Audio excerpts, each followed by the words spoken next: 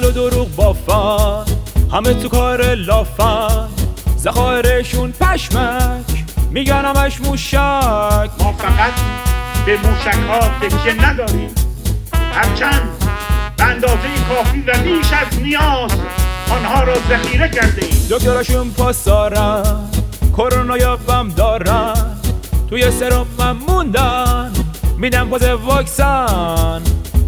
واکسن برکت که از جمله واکسن های بسیار موفق نه تنها در کشور بلکه در دنیا هست. لب گوره پاشون تو فاز وحشتن، میخوان سرخ کنن هی فیس بی رنگ و روشون. ما رکورد زدیم، ما رکورد زدیم.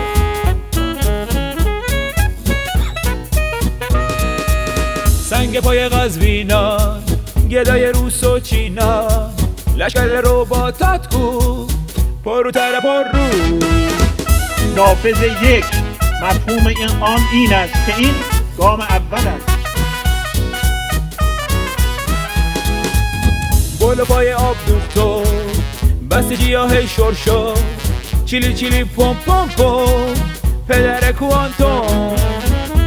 وقتی که ما از این پشتوانه علمی برخوردار هستیم حتما سرمنشأ در علم کوانتوم علم هستیم، ولی خود نمیشه سفرهای کشککی، وزیدای پشمکی، رئیسی عشق فرمون بره خوش فرمون. من از این بعد باید خودم پشت فرمون بشینم ها. من این دفعه یک دفعه کار میکنم خودم پشت فرمون بشینم.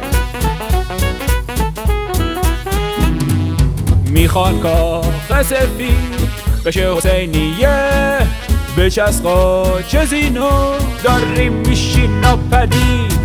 کاخ سفید رو حسینیه قاسم سلیمانی میکنی به قول قوه الهی. کری کری میخونن، چه بازی میرقصونن، نظامشون تو پیته، آخه اوضاع خیته. خیلی اوضاع خیته، خیلی اوضاع خیته.